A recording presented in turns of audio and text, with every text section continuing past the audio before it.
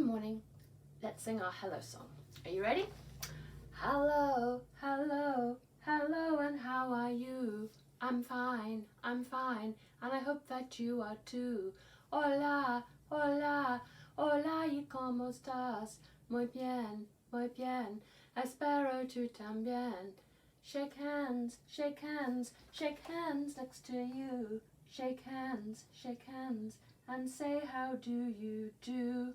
How do you do? Well, we are now in our 8th week of e-learning.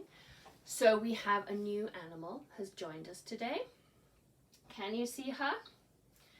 It's little grey kitty. Little grey kitty has joined us.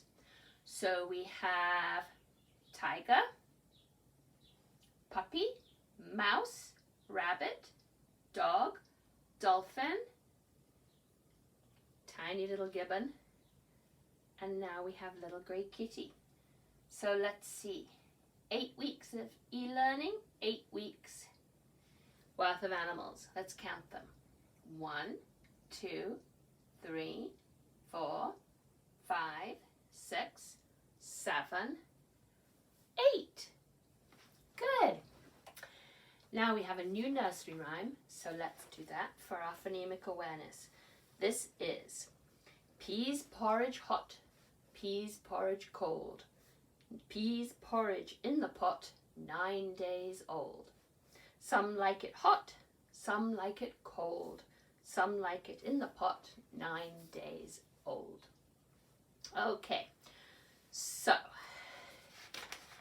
let's get started. Does it rhyme? Repeat the words, and then it's a ding if it rhymes and a if it doesn't, okay? Peas, trees. Ding. Porridge, then.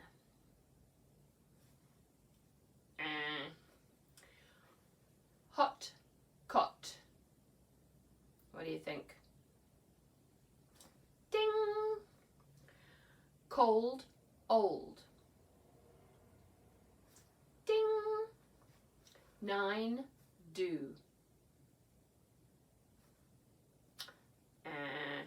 Good job. Now we're going to say the first sound that you hear in a word. Under a. Up a. Umbrella a. Us a. Upside a. Good job. Now you're going to repeat after me. We're going to do 3 sounds and we're going to make a word. Okay, ready? B-et, bet. F-e-l, fell. W-e-l, well. H-e-n, hen.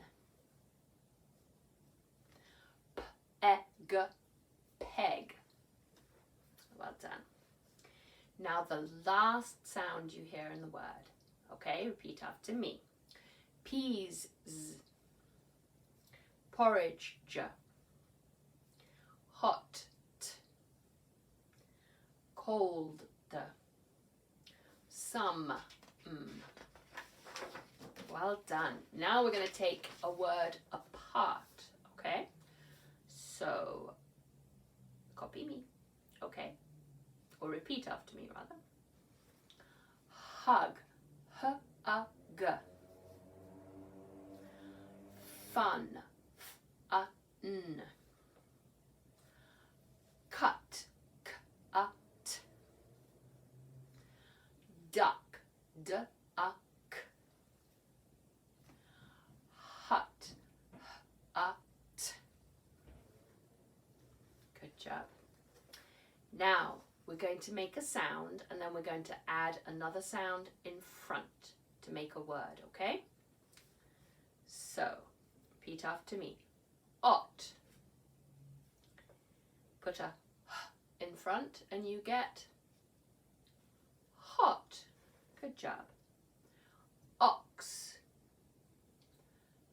Add a s in front and you get socks. Good job. Op. Put a M in front and you get mop. Ot. Add a N in front and you get knot. Om. Add a P in front and you get pom. Well done.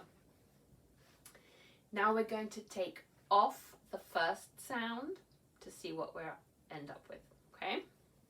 So, say tug, take off the T and you get ugh. Cup, take off the K and you get up. Hug, take off the H and you get ugh. Well done. Fun, take off the F and you get un. Hut, you take off the H and you get ut. Well done. Good job. Okay, so got a few things to do today, but first I think we are going to read a book. Now, do you remember there is that song or a book that is There Was an Old Lady Who Swallowed a Fly. I don't know why she swallowed a fly.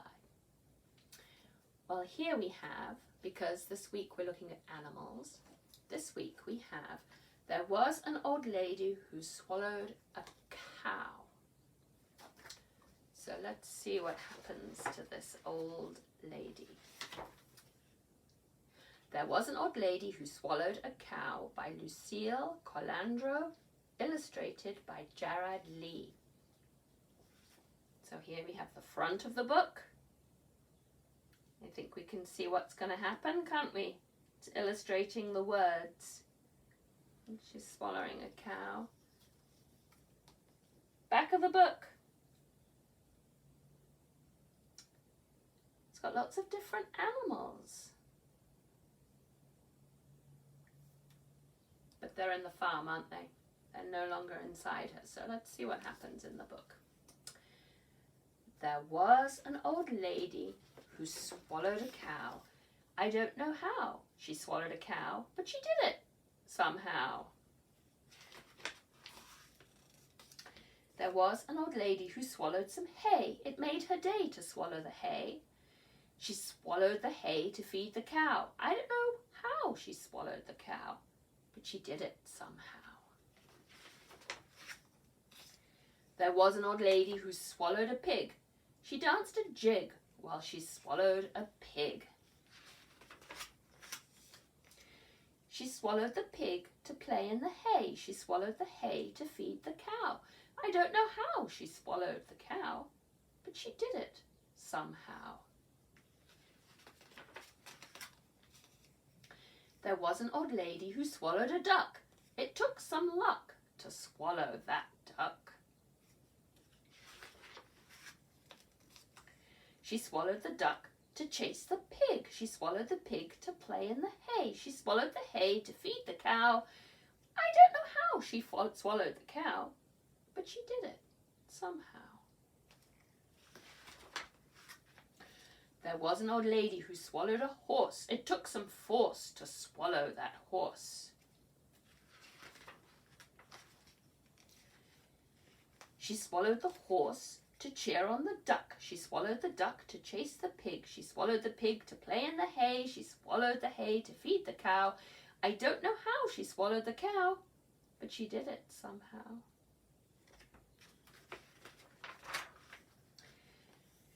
There was an old lady who swallowed a sheep. She collapsed in a heap when she swallowed the sheep. She swallowed the sheep to sing with the horse. She swallowed the horse to cheer on the duck. She swallowed the duck to chase the pig. She swallowed the pig to play in the hay. She swallowed the hay to feed the cow. I don't know how she swallowed the cow, but she did it somehow. There was an old lady who swallowed a fiddle. It was quite a riddle, her swallowing the fiddle. Just then a rooster crowed, "Cock-a-doodle-doo!" and out flew the animals 2 by 2. Around the farm they began to prance, and do-si-do at the barnyard square dance. So these are all animals that you're going to find on a farm. So can you remember what they were? We have a sheep, a pig, a horse, a cow, a rooster, a duck, and then there's also a dog. Often there's a farmyard dog. So let's think about books, shall we? We know that the front cover is when they talk about what the book is, the name of the book. The book always starts at the front, and then we often have a back cover that gives us some more information. But let's have a look at the words. What are the words in a book? So here we have some words. I love animals.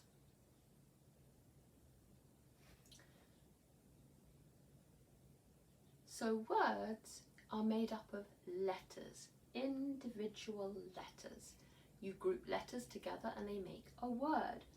You have a space between each word, so you know where each word begins and where each word ends. And the word represents the sound that you say. So for example, animals.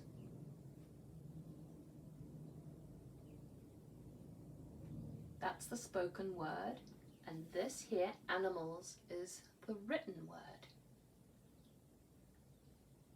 So when I see this word, I know that I am talking about animals. I'm not talking about a car. I'm not talking about a book. This word corresponds with the spoken word, animals. Okay, so let's have a look inside a book.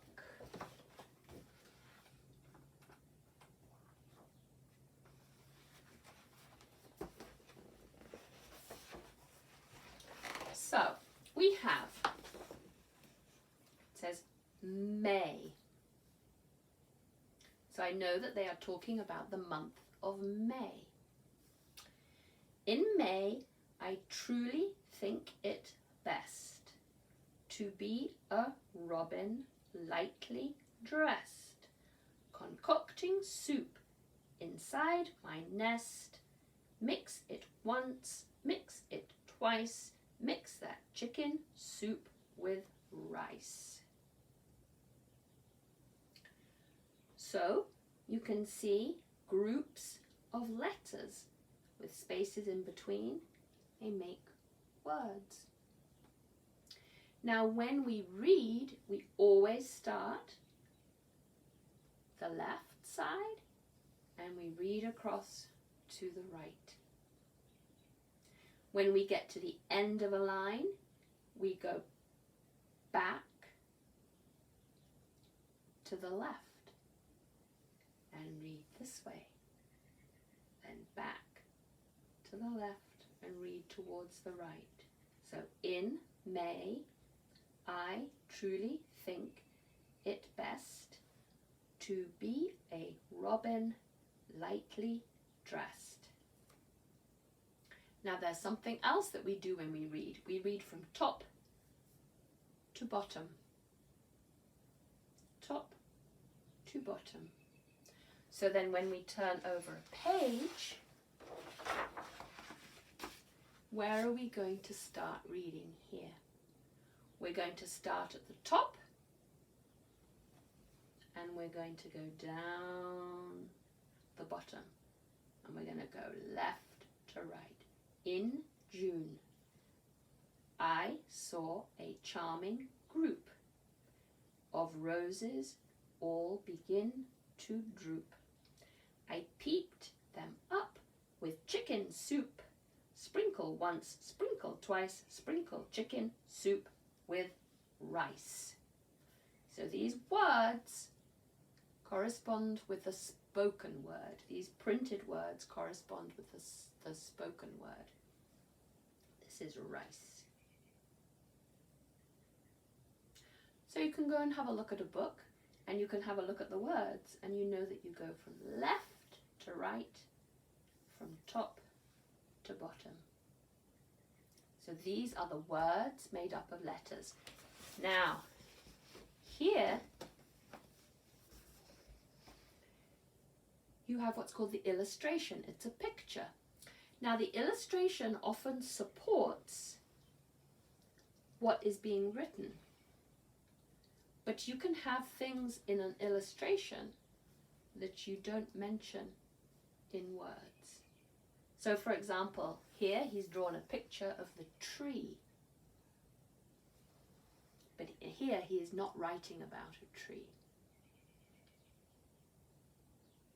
But we know that he's writing about roses, and he's also pouring some chicken soup on the roses.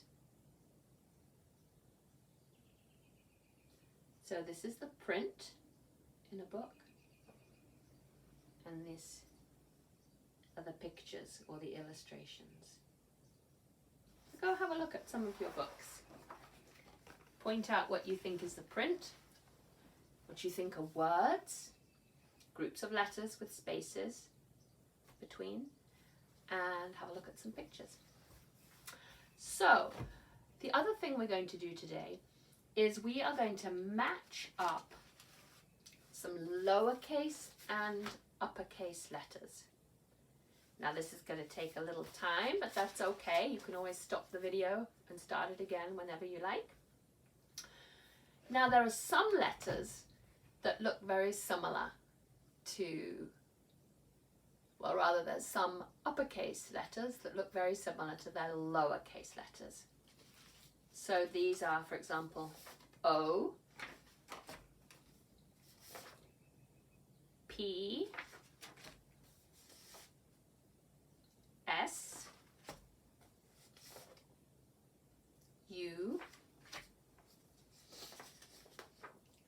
M,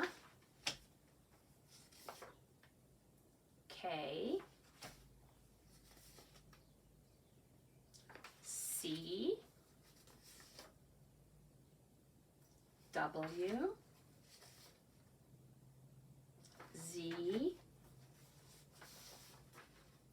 X, and V. So these, they look very similar. So for example, they're just smaller. So for example, this is the uppercase V and this is the lowercase v. Similar shape, just smaller. Okay? Now then, there are other letters where the lowercase looks a little different than the uppercase. So I'm going to hold up a lowercase letter and you see if you know it, and then I'll hold up the uppercase letter to match it, okay? So, you know what this one is. This is lowercase N.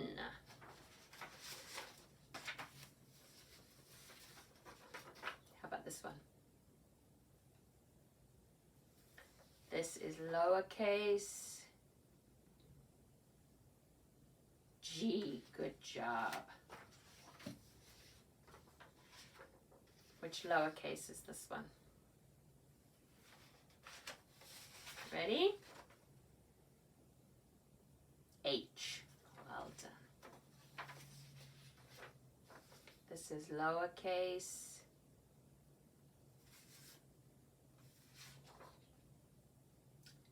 A. How about this one? This is lowercase.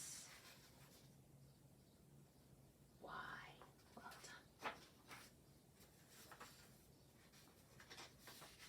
How about this one? R. Well done. How about this one? This is lowercase.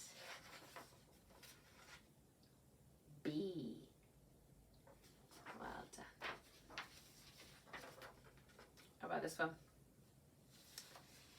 This is lowercase.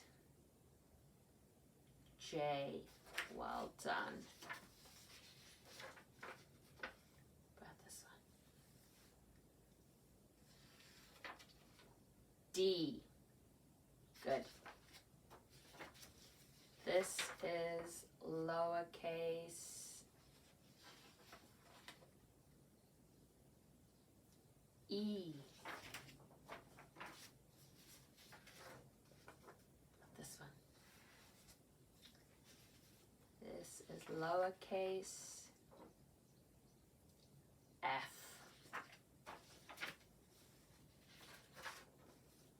What about this one? This is lowercase Q. Well done.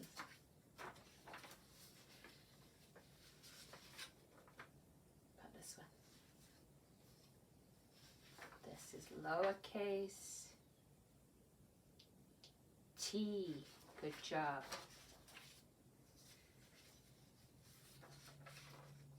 How about this one?